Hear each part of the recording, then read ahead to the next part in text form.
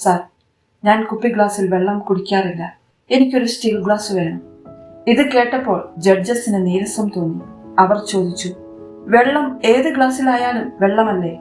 അപ്പോൾ ആ ഉദ്യോഗാർത്ഥി മറുപടി നൽകി, സാർ, ഗ്ലാസ് ഏതായാലും വെള്ളത്തിന് മാറ്റമില്ലെങ്കിൽ ഭാഷ ഏതായാലും അറിവിന് മാറ്റമുണ്ടാകുമോ? സമ്മർദ്ദങ്ങൾക്കിടയിലും മികച്ച പ്രകടനം കാഴ്ചവെച്ച അദ്ദേഹം 121 റാങ്ക് കരസ്ഥമാക്കി. സ്ഥലം 2005 UPSC ഇന്റർവ്യൂ ഹാൾ. അതിനിടയിൽ ഒരു ഉദ്യോഗാർത്ഥിയെ അകത്തേക്ക് വിളിക്കുന്നു.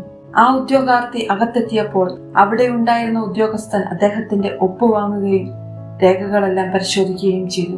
പരിശോധനയ്ക്കിടെ ആ ഉദ്യോഗാർത്ഥി 12ാം ക്ലാസ്സിൽ തോറ്റതാണെന്ന് മനസ്സിലായതോടെ ആ ഉദ്യോഗസ്ഥന്റെ ചുണ്ടിൽ ഒരു പരിഹാസച്ചിരി പടർന്നു. ഉദ്യോഗാർത്ഥിക്ക് അത് സ്വല്പം അസ്വസ്ഥതയുണ്ടാക്കിയെങ്കിലും അദ്ദേഹം നിശബ്ദനായി നിന്നു. ഇതിനിടയിൽ ഒരു പ്യൂൺ വന്ന് ആ ഉദ്യോഗാർത്ഥിയെ ഇന്റർവ്യൂ പാനലിനടുത്തേക്ക് കൊണ്ടുപോയി. നീ എന്തുകൊണ്ടാണ് 12ാം ക്ലാസ്സിൽ തോറ്റത്? അകത്തേക്ക് പ്രവേശിച്ച ആ ഉദ്യോഗാർത്ഥിക്ക് നേരിടേണ്ടി വന്ന ആദ്യത്തെ ചോദ്യം അതായിരുന്നു. സർ, ആ വർഷം ഞങ്ങളുടെ സ്കൂളിൽ കോപ്പിയടി നടന്നില്ല, അതുകൊണ്ടാണ് ഞാൻ തോറ്റത്. ഉദ്യോഗാർത്ഥിയുടെ ആ ഉത്തരം കേട്ടപ്പോൾ പാനലിൽ ഇരുന്ന ജഡ്ജസിന് അത്ഭുതം തോന്നി. സംഭാഷണം മുന്നോട്ടു പോയപ്പോൾ ആ ഉദ്യോഗാർത്ഥിക്ക് ഇംഗ്ലീഷ് അത്ര വശമില്ലെന്നും ചോദ്യങ്ങൾക്ക് ഇംഗ്ലീഷിൽ മറുപടി നൽകാൻ ബുദ്ധിമുട്ടുണ്ടെന്നും അവർക്ക് മനസ്സിലായി. ഒരു പാനൽ ജഡ്ജ് പറഞ്ഞു, ഇവിടെ വരുന്നത് വളരെ മിടുക്കരായ കുട്ടികളാണ്. 12ാം ക്ലാസ്സിൽ തോറ്റ, ഇംഗ്ലീഷ് ശരിക്കറിയാത്ത നിനക്കെങ്ങനെ ഒരു അവസരം ഞങ്ങൾ തരും? ഇത് കേട്ടപ്പോൾ ആ ഉദ്യോഗാർത്ഥി അല്പം വിഷമിച്ചു. കാരണം അത് അദ്ദേഹത്തിന്റെ അവസാന അവസരമായിരുന്നു. എങ്കിലും സമചിത്തതയോടെ കുടിക്കാൻ ഒരു ഗ്ലാസ് വെള്ളം ചോദിച്ചു. ഒരു ഗ്ലാസ് വെള്ളമെത്തി. അതൊരു കുപ്പി ഗ്ലാസ് ആയിരുന്നു. ആ ഗ്ലാസ് നോക്കിക്കൊണ്ട് അദ്ദേഹം പറഞ്ഞു, സാർ, ഞാൻ കുപ്പി ഗ്ലാസ്സിൽ വെള്ളം കുടിക്കാറില്ല. എനിക്കൊരു സ്റ്റീൽ ഗ്ലാസ് വേണം. ഇത് കേട്ടപ്പോൾ ജഡ്ജസിന് നീരസം തോന്നി. അവർ ചോദിച്ചു, വെള്ളം ഏത് ഗ്ലാസ്സിലായാലും വെള്ളമല്ലേ? അപ്പോൾ ആ ഉദ്യോഗാർത്ഥി മറുപടി നൽകി, സാർ, ഗ്ലാസ് ഏതായാലും വെള്ളത്തിന് മാറ്റമില്ലെങ്കിൽ ഭാഷ ഏതായാലും അറിവിന് മാറ്റമുണ്ടാകുമോ? ഭാഷ ഇംഗ്ലീഷോ ഹിന്ദിയോ മറ്റേതോ ആകട്ടെ, പറയുന്ന കാര്യം മനസ്സിലാകുകയും കൃത്യമായ മറുപടി നൽകാൻ കഴിയുകയും ചെയ്യുക എന്നതാണ് പ്രധാനം. അദ്ദേഹത്തിന്റെ ഈ മറുപടി പാനലിന് വളരെയധികം ഇഷ്ടമായി. തന്റെ പരാജയത്തെക്കുറിച്ചായാലും ഗ്ലാസിന്റെ ഉദാഹരണമായാലും അദ്ദേഹം വളരെ സത്യസന്ധമായാണ് സംസാരിച്ചത്. ഇന്നയാൾ ഇന്ത്യയിലെ ഏറ്റവും കരുത്തരായ IPS ഉദ്യോഗസ്ഥരിൽ ഒരാളാണ്. കൊള്ളക്കാരുടെ കഥകൾ മാത്രം കേട്ടിരുന്ന ഒരു സ്ഥലത്തു നിന്ന് വന്ന് ഇത്രയും വലിയ നേട്ടം കൈവരിച്ച ആ യുവാവിന്റെ കഥ ഇന്നും എല്ലാവരെയും അത്ഭുതപ്പെടുത്തുന്നു. എങ്ങനെയാണ് ഒരു 12th ഫെയിൽ പയ്യൻ രാജ്യത്തെ ഏറ്റവും കഠിനമായ പരീക്ഷ കീഴടക്കിയത്? 9ാം ക്ലാസ് മുതൽ 12ാം ക്ലാസ് വരെ കോപ്പി അടിച്ചു മാത്രം ജയിച്ചൊരു പയ്യൻ, കോപ്പി അടിക്കാൻ കഴിയാത്തത് കൊണ്ട് മാത്രം 12ാം ക്ലാസ് പരീക്ഷ തോറ്റുപോയൊരാൾ. സുഹൃത്തുക്കളെ, ഇന്നത്തെ എന്റെ വീഡിയോ UPSC ഇന്റർവ്യൂവിൽ 12ാം ക്ലാസ്സിൽ തോറ്റ ഒരാൾക്ക് എങ്ങനെ ഇത്രയും വലിയ സ്ഥാനം വഹിക്കാനാകും എന്ന ചോദ്യത്തിന് തന്റെ ജീവിത സാഹചര്യങ്ങൾ വിവരിച്ചു കൊടുത്ത് പാനൽ ജഡ്ജസിനെ സ്വാധീനിച്ച മനോജ് കുമാർ ശർമ്മ എന്ന IPS ഉദ്യോഗസ്ഥന്റെ ജീവിത കഥയാണ്. മധ്യപ്രദേശിലെ ചമ്പൽ മേഖലയിലുള്ള മൊറേന ജില്ലയിലെ ബിൽഗാവ് ഗ്രാമത്തിൽ കൃഷി വകുപ്പ് ജീവനക്കാരനായ രാംവീർ ശർമ്മയുടെയും വീട്ടമ്മയായ പുഷ്പ ശർമ്മയുടെയും മകനായി 1975 ജൂൺ 3 മനോജ് കുമാർ ശർമ്മ ജനിച്ചത്. അച്ഛന്റെ പരിമിതമായ വരുമാനത്തിൽ വലിയൊരു കുടുംബം പുലർത്തേണ്ടി വന്നതിനാൽ കഷ്ടപ്പാടുകൾ നിറഞ്ഞതായിരുന്നു മനോജിന്റെ കുട്ടിക്കാലം. അദ്ദേഹം പഠനത്തിൽ അത്ര മിടുക്കനായിരുന്നില്ല, അല്ലെങ്കിൽ തന്റെ കഴിവ് പഠനത്തിൽ കാണിക്കാൻ അദ്ദേഹം തയ്യാറായിരുന്നില്ല എന്ന് വേണം പറയാൻ. വലിയ മാർക്കോ ഉയർന്ന ജോലിയോ ആയിരുന്നില്ല ആ ഗ്രാമത്തിലെ കുട്ടികളുടെ ലക്ഷ്യം.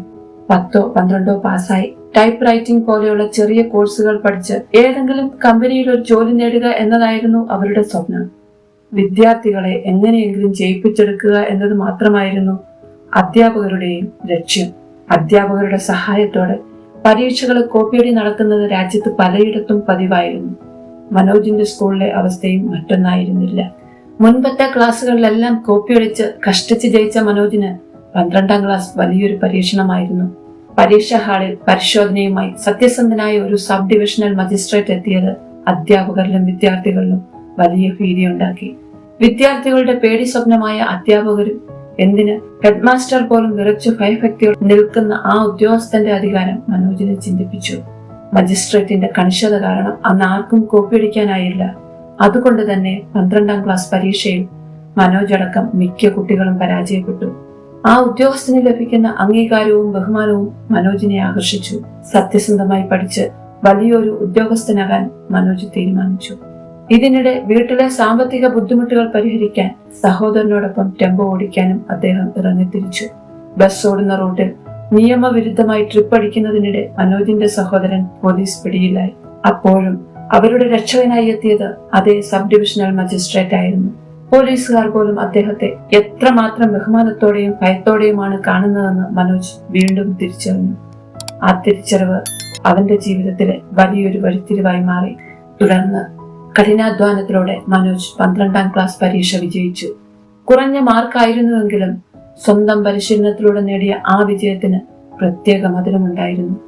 അത് അദ്ദേഹത്തിന് വലിയ ആത്മവിശ്വാസം നൽകി. എന്നാൽ വെറുതെ പരീക്ഷ പാസ്സായതുകൊണ്ട് മാത്രം ജീവിതത്തിൽ മുന്നേറാൻ കഴിയില്ലെന്ന് അദ്ദേഹം തിരിച്ചറിഞ്ഞു. സർക്കാർ ജോലിക്ക് ഡിഗ്രി അത്യാവശ്യമാണെന്ന തിരിച്ചറിവ് മനോജിനെ ഗ്വാളിയാറിലെത്തിച്ചു. BA പഠനത്തിനായി അദ്ദേഹം തന്റെ ഗ്രാമത്തോട് യാത്ര പറഞ്ഞു. തന്റെ സഹോദരനെ രക്ഷിച്ച സമയത്ത് താങ്കളെ പോലെ ഈ സ്ഥാനത്തെത്താൻ ഞാൻ എന്താണ് ചെയ്യേണ്ടത് എന്ന് മനോജ് ആ സബ് ഡിവിഷണൽ മജിസ്ട്രേറ്റിനോട് ചോദിച്ചിരുന്നു. നന്നായി പഠിക്കാനും പരിശീലിക്കാനും തയ്യാറാവുക എന്ന ലളിതമായ മറുപടിയാണ് അദ്ദേഹം നൽകിയത്. ആ വാക്കുകൾ ഹൃദയത്തിലേറ്റിയാണ് മനോജ് ഗ്വാളിയാറിൽ ഡിഗ്രിക്ക് ചേർന്നതും പഠിത്തത്തിൽ ശ്രദ്ധ കേന്ദ്രീകരിച്ചത്. പഠനത്തോടൊപ്പം തന്നെ വിവിധ പരീക്ഷകളുടെ രീതിയെക്കുറിച്ച് മനോജ് ആഴത്തിൽ പഠിച്ചു.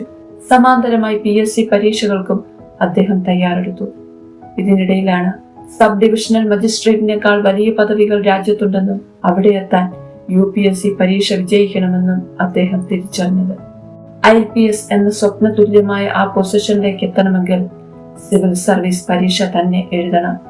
ഡിഗ്രി കഴിഞ്ഞ് സിവിൽ സർവീസിനായി തയ്യാറെടുക്കാൻ മനോജ് ഡൽഹിയിലെത്തി. ഒട്ടനവധി പരിശീലന കേന്ദ്രങ്ങളുള്ള മുഖർജി നഗറിലാണ് അദ്ദേഹം തന്റെ പുതിയ ജീവിതം ആരംഭിച്ചത്. വലിയ സ്വപ്നങ്ങളുമായി മനോജ് എത്തിയപ്പോൾ സിവിൽ സർവീസ് എന്ന സ്വപ്നവുമായി അവിടെ വർഷങ്ങളോളം പരിശ്രമിക്കുന്ന ആളുകളെയും കണ്ടു. വർഷങ്ങളോളം പരിശ്രമിച്ചിട്ടും UPSC എന്ന കടമ്പ കടക്കാനാവാതെ മടങ്ങുന്നവരുമുണ്ടായിരുന്നു കൂട്ടത്തിൽ. അത്രത്തോളം കഠിനമാണ് UPSC പരീക്ഷ. ചുറ്റുമുള്ളവരിൽ പലരും സമ്പന്നരായിരുന്നു. വലിയ കോച്ചിങ് സെന്ററുകളിൽ പോകാൻ അവർക്ക് സാധിക്കുമായിരുന്നു. എന്നാൽ മനോജിന്റെ പക്കൽ ആകെയുണ്ടായിരുന്നത് 500 രൂപ മാത്രമായിരുന്നു. ദീർഘകാലം അവിടെ തുടരണമെങ്കിൽ ഒരു ജോലി അത്യാവശ്യമാണെന്ന് തിരിച്ചറിഞ്ഞ അദ്ദേഹം ഭക്ഷണത്തിന് പോലും ബുദ്ധിമുട്ട് അനുഭവിച്ചു. കയ്യിലുള്ള പണം കൊണ്ട് ഭക്ഷണം കഴിച്ചാൽ പഠിക്കാൻ പണമില്ലാതാവും. അതിനാൽ അദ്ദേഹം അടുത്തുള്ള ക്ഷേത്രത്തിൽ പോയി അവിടെ നിന്ന് ലഭിക്കുന്ന പ്രസാദം കഴിച്ചാണ് വിശപ്പടക്കിയിരുന്നത്. അതിനിടയിൽ മനോജ് കുമാർ ശർമ്മയ്ക്ക് ഒരു ലൈബ്രറി ജോലി ലഭിച്ചു. ലൈബ്രറി വൃത്തിയാക്കുക എന്നതായിരുന്നു അദ്ദേഹത്തിന്റെ ജോലി. പക്ഷേ കക്കൂസ് അടക്കം വൃത്തിയാക്കേണ്ട സാഹചര്യം അദ്ദേഹത്തിന് അവിടെ ഉണ്ടായിരുന്നു. എന്നാൽ തന്റെ ലക്ഷ്യത്തിനു വേണ്ടിയുള്ള ഈ യാത്രയിൽ അങ്ങനെയുള്ള ജോലികൾ ഏറ്റെടുക്കാൻ അദ്ദേഹത്തിന് യാതൊരു മടിയും ഉണ്ടായിരുന്നില്ല. ജോലിയിൽ നിന്നും വലിയ വരുമാനം ഒന്നുമില്ലെങ്കിലും ആ ലൈബ്രറിയിലെ പുസ്തകങ്ങളിൽ നിന്നും ലഭിച്ച അറിവാണ് അദ്ദേഹത്തെ മുന്നോട്ട് നയിച്ചത്. Abraham Lincoln, Nelson Mandela, doctor APJ Abdul Kalam തുടങ്ങിയ മഹാന്മാരുടെ ജീവിത കഥകൾ വായിച്ചപ്പോൾ സ്വന്തം കഷ്ടപ്പാടുകൾ ചെറുതാണെന്ന് അദ്ദേഹത്തിന് മനസ്സിലായി. കൂടുതൽ ആത്മവിശ്വാസത്തോടെ മുന്നോട്ടു പോകാൻ അത് സഹായിച്ചു. ജീവിതത്തിൽ വലിയ സാമ്പത്തിക ബുദ്ധിമുട്ടുകൾ അനുഭവിച്ചിരുന്നുവെങ്കിലും ലളിതമായ ജോലികളിലൂടെ ലഭിച്ചിരുന്ന 300-400 രൂപ ശമ്പളത്തിന്റെ ഒരു വിഹിതം അദ്ദേഹം വീട്ടിലേക്കും അയച്ചു. കോച്ചിങ്ങിന് പണമില്ലാതിരുന്ന അദ്ദേഹം ഡോക്ടർ വികാസ് ദിവ്യകീർത്തിയെ കാണുകയും അദ്ദേഹത്തിന്റെ ഇൻസ്റ്റിറ്റ്യൂട്ടിൽ സൗജന്യമായി പഠിക്കാനുള്ള അവസരം നേടിയെടുക്കുകയും ചെയ്തു. UPSC പരീക്ഷയിലേക്കുള്ള അദ്ദേഹത്തിന്റെ യാത്ര അത്ര എളുപ്പമല്ലായിരുന്നു. ആദ്യ ശ്രമത്തിൽ തന്നെ പ്രിലിംസ് പാസ്സായെങ്കിലും മെയിൻസ് പരീക്ഷയിൽ ടൂറിസം എന്നതിന് പകരം ടെററിസം എന്ന് തെറ്റായി വായിച്ച് ഉത്തരം എഴുതിയതിനാൽ പരാജയപ്പെട്ടു. തുടർന്ന് 2-3 ശ്രമങ്ങളിൽ പ്രിലിംസിൽ തന്നെ അദ്ദേഹം തോറ്റു. എന്നാൽ അദ്ദേഹം പിന്തിരിയാൻ തയ്യാറായില്ല. അവസാന ശ്രമത്തിൽ അദ്ദേഹം പ്രിലിംസും മെയിൻസും വിജയിച്ച് ഇന്റർവ്യൂവിലേക്ക് തിരഞ്ഞെടുക്കപ്പെട്ടു. 12ാം ക്ലാസ്സിൽ പരാജയപ്പെട്ട ഒരാൾക്ക് എങ്ങനെ ഇത്രയും വലിയ ഉത്തരവാദിത്തം നൽകാനാവും എന്ന ഇന്റർവ്യൂ പാനലിന്റെ ചോദ്യത്തിന് തന്റെ ജീവിത സാഹചര്യങ്ങൾ വിശദീകരിച്ചുകൊണ്ട് അദ്ദേഹം മറുപടി നൽകി. സമ്മർദ്ദങ്ങൾക്കിടയിലും മികച്ച പ്രകടനം കാഴ്ചവെച്ച അദ്ദേഹം 121ാം റാങ്ക് കരസ്ഥമാക്കി. 2005-ൽ സർദാർ വല്ലഭായ് പട്ടേൽ നാഷണൽ പോലീസ് അക്കാദമിയിൽ നിന്നും പരിശീലനം പൂർത്തിയാക്കി IPS ഓഫീസറായി ചുമതലയേറ്റു. ഡൽഹിയിലെ പഠനകാലത്ത് പരിചയപ്പെട്ട, പിന്നീട് IRS എടുത്ത ശ്രദ്ധ ജോഷി എന്ന പെൺകുട്ടിയുടെ സ്നേഹവും പിന്തുണയും അദ്ദേഹത്തിന് വലിയ കരുത്തായി. തന്റെ ജീവിതകഥ അവളോട് പങ്കുവച്ച അദ്ദേഹം, ശ്രദ്ധ കൂടെയുണ്ടെങ്കിൽ ഏതൊരു പ്രതിസന്ധിയും അതിജീവിക്കുമെന്ന് ഉറച്ചു വിശ്വസിക്കുകയും അവളെ ജീവിത പങ്കാളിയാക്കുകയും ചെയ്തു. ഇന്ന് മനോജ് കുമാർ ശർമ്മ മഹാരാഷ്ട്ര പോലീസിൽ ഉയർന്ന പദവിയിൽ സേവനമനുഷ്ഠിക്കുന്നു. മനോജ് കുമാർ ശർമ്മ വെറുമൊരു IPS ഉദ്യോഗസ്ഥനല്ല, തോറ്റുപോയ ലക്ഷക്കണക്കിന് യുവാക്കളുടെ പ്രതീക്ഷയാണ്. 12ാം ക്ലാസ്സിൽ പരാജയപ്പെട്ട ഒരു പയ്യന് രാജ്യത്തെ ഏറ്റവും കഠിനമായ പരീക്ഷ കീഴടക്കാമെങ്കിൽ നമ്മുടെ സ്വപ്നങ്ങൾക്ക് മുന്നിലും തടസ്സമായി ഒന്നുമില്ല.